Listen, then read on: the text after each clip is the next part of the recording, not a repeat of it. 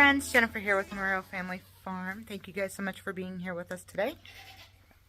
Today we are actually in the barn cleaning up a stall. As you guys know from previous videos, we thought that our goats were going to have babies back in January. But because that didn't happen, there was only one other date that it could possibly be, which is actually March 1st. And today is February 26th. So we know that the time is coming soon that Piper and Ruby are both going to have some kids. And from looking at Piper, it looks like she is bagging up in the back. And feels like her ligaments are starting to disappear. So we are cleaning out her stall and we're going to put some fresh new bedding in there. And we are letting her out for a little bit. And she thinks she's just going to roam around and do what she wants. I tried to let her go out earlier into the pasture, but she was not really wanting to go in there. So I didn't let her go. But as you guys can see from looking at her, she's definitely on the larger side. I don't know. I'm going to say that there's 2 in there. Just because that's what she is used to having is 2. What is it, Piper? What's going on?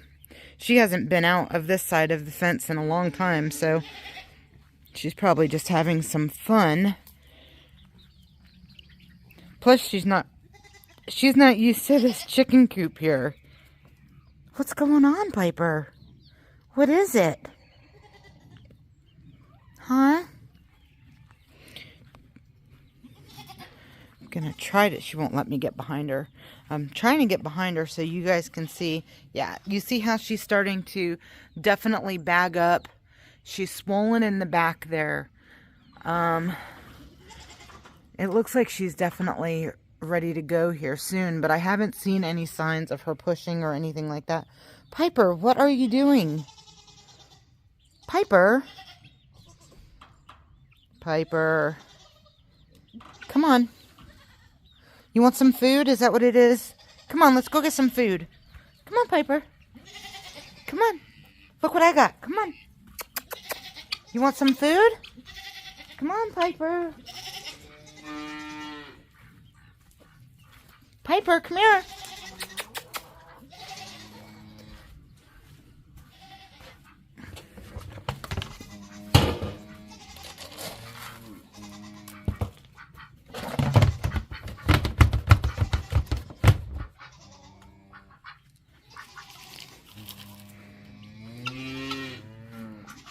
Piper, you gonna come get some food? Come on.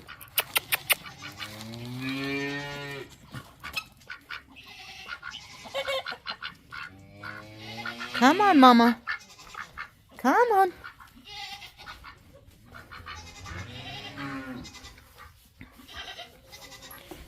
Oh, you want to go in here? Okay, I'll put you in Ruby's. So, as you can see, she's still eating. So, I'm going to put her in here for now just so she doesn't start going into the neighbor's yard. He is almost done. He's just got to pick up these piles in here. But it's loosened up for the most part.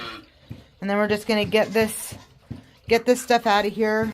Then I'm going to put down some barn lime so it's okay for the animals. The barn lime, we always put that down first before we put any of the pine shavings on because it helps with any kind of small parasites. The dust is so fine that it immobilizes the parasites and kind of just kills them quickly. So we always put that down first, and it also helps to deodorize and make the stalls nice and clean and smell better. So we put that down first, and then we'll put down, I think right now we have fine pine shavings, but it could be the flake. I'm not sure. I have to go check and see what it is that we actually have in our shed. So I let Antonio here, this is my husband, he does all the harder stuff, getting all that nasty stuff off the bottom, and I'll be the one putting the barn lime and putting the pine shavings in there.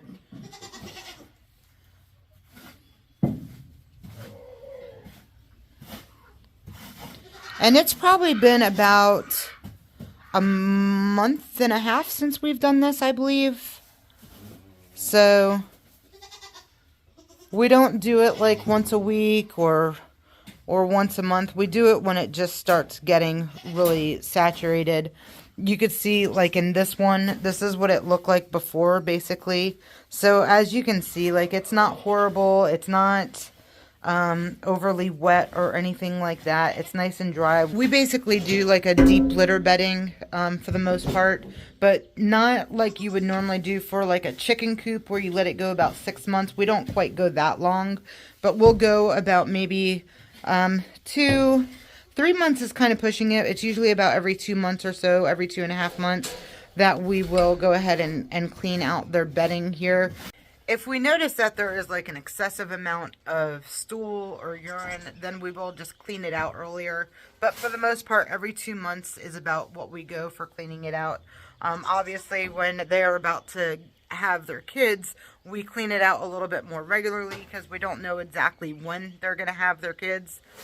Like I said, in this instance, we thought that Piper and Ruby were both going to have their kids back in January, but when that passed, we knew that they were going to end up having them around March 1st because that was the second date that we came up with from when we bred them, which I think was, we bred them first in August, and then we noticed in September that they were really coming back into heat again, so we ended up breeding them again when October came around, and now I know for sure that they are definitely both bred. Piper is bigger than a small elephant. Just kidding. Bigger than small? Yeah, I'm kidding. No, she's definitely bigger than Ruby. Ruby's not quite as big as she is. Last time, Piper had 2 kids. She had 2 little white bucklings, and she was bred to Peter, and I'll go ahead and post a picture of Peter right here. And the babies were beautiful. They both had blue eyes. They were very cute because they Piper has blue eyes and Peter has blue eyes, so the outcome of the kids having blue eyes is pretty common. And then this time around, we bred her to Zorro, which is this guy here, and he does not have blue eyes, but Piper does have blue eyes, so the chances of the kids having blue eyes is 50-50. So we'll see what happens. Same thing with Ruby's kids. Ruby had triplets the last time, and she was bred to Zorro, which is the same one that we bred Piper to this time around. And she had two bucks and 1 doe. So none of hers had blue eyes because Ruby does not have blue eyes and Zorro does not have blue eyes. But this time around, we bred Ruby to Peter. So the opportunity for her kids to have blue eyes is going to also be 50-50, just like with Piper. So we will see what happens. We're excited to see what the kids look like this year and hoping that we get a little bit of a different variation with color. But it should be exciting. We're always excited this time of the year when the kids are being born. I don't believe that Hazel or Hope got bred this time around. After we move and after we get into our new house, then we'll focus more on getting Hope, Hazel, and also Bella bred at that time. This little black one over here is Bella, and that is her mom right next to her, which is Ruby. The brown one is Ruby, and that is Hope, and this one is Hazel. And Hope is the only one with blue eyes. That is an offspring of Peter, but with a different mom than we have here. We don't have her mother. We ended up selling her mom because she had a very small udder, and she didn't really produce that much milk. So we were hoping that breeding her mom Pebbles to Peter would give her an opportunity to have a better udder. So we'll see what happens. So Hazel, the one that's behind Hope, we bought her from another breeder. She has amazing genetic backgrounds when it comes to the milk lines, the udder attachment, and stuff like that. So we'll see how her udder does this year. This is obviously, she's still fairly young. She just turned a year old. Both Hope and Hazel just turned a year old. Hope was born in January. Hazel was born in February. So they're both a year old. And Bella is going to be a year old, I think, in April. So she's definitely, she's ready to be bred. But now if you look at Ruby, she's starting to look a little wider, but she's definitely still not as wide as Piper is. But I don't think she's going to have triplets again, but we'll see. She doesn't look like she's big enough to have triplets in my opinion. But we'll see what happens. They are not liking this wet ground. As you can see, it is super, super muddy again. We have had so much rain. Like just a crazy, crazy, ridiculous amount of rain. We went through drought season, and now we're going through muck season. And that's just the way it is during the winter time on a farm. She is not bagging up as much as Piper is. So gonna have to keep an eye on her. She's probably gonna be closer to March 1st, which is in a couple of days, where I think that Piper is gonna have hers sooner. Aren't you, Piper? I wouldn't be surprised if you go into labor tonight or tomorrow morning. Huh? We're gonna have to keep a camera on you. I think so. So this is the barn lime that we use. It's very inexpensive. It's only like $2 or $3 a bag. It is a 50-pound bag, so don't let this small bag fool you. It is super heavy, super dense, and it works really well. So because these bags are so heavy, for me anyways, I usually just use a regular scooper, scoop it out, and then just sprinkle it in the inside.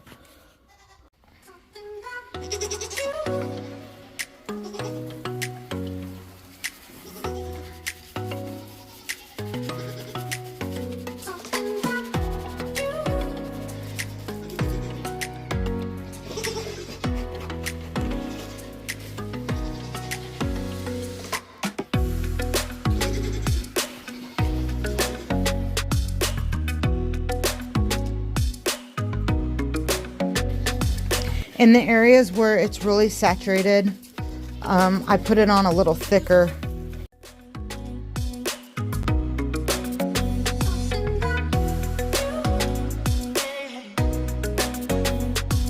And especially with all of the rain and the wetness outside, there are going to be more parasites around.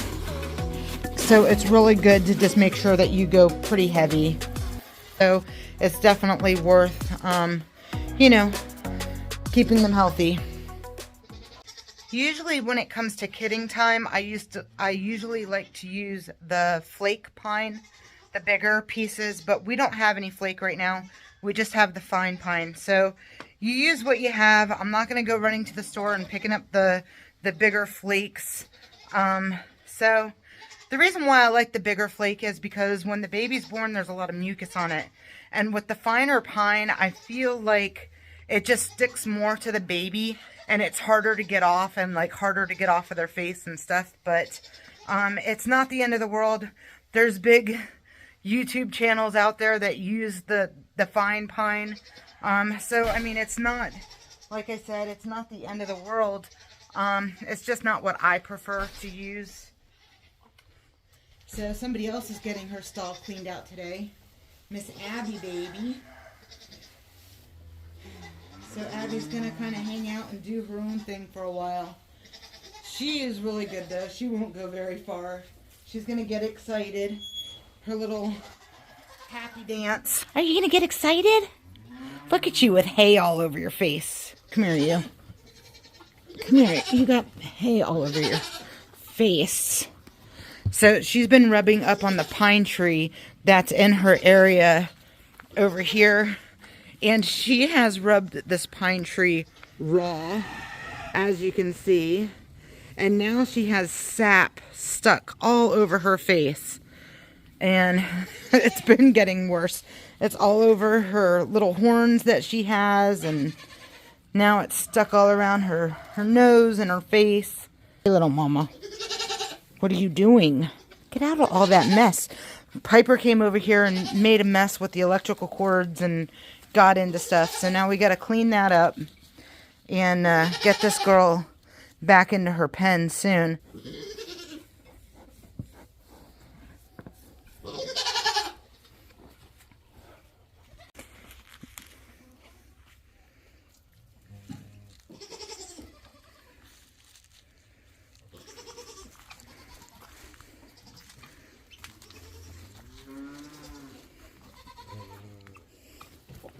Oh, what is it, Abby? Come on. Come on.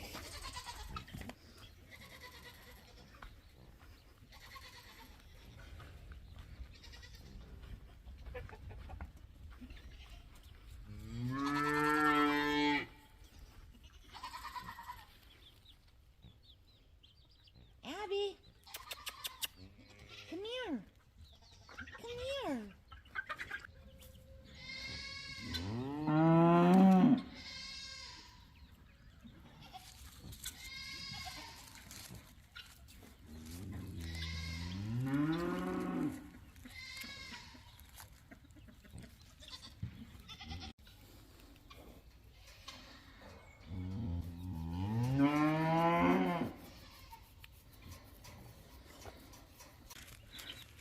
Come on, Abby.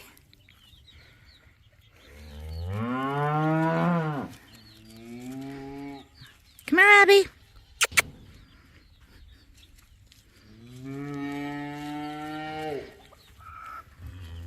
Lady, stop it. Come on, Abby. Oh my gosh, Daisy, stop.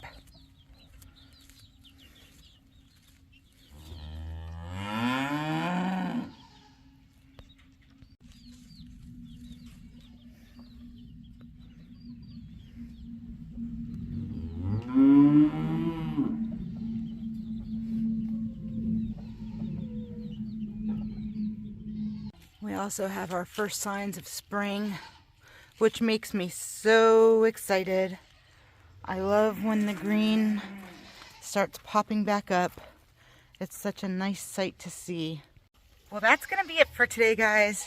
Got to get Abby back into her stall before she decides to go running into the neighbor's yard. That wouldn't be a good thing. And we got Piper's stall is all nice and cleaned. She is back in there and not very happy because she'd rather be outside right now. But her stall is nice and clean. She has some fresh water. She has hay. So she is good to go. I'm going to give her a treat just for being a good girl. And that is it. She really wants to come out. My poor sweet girl. Don't worry, Mama. And she has a camera right up there, so we can watch her any parts of the day and make sure that she is doing all right. So for the next few days, I will be keeping my eyes on her very closely until she has these kids. But as of right now, that's going to be it. I'm going to get Abby. And until next time, you guys be blessed. We'll see you later. Bye-bye.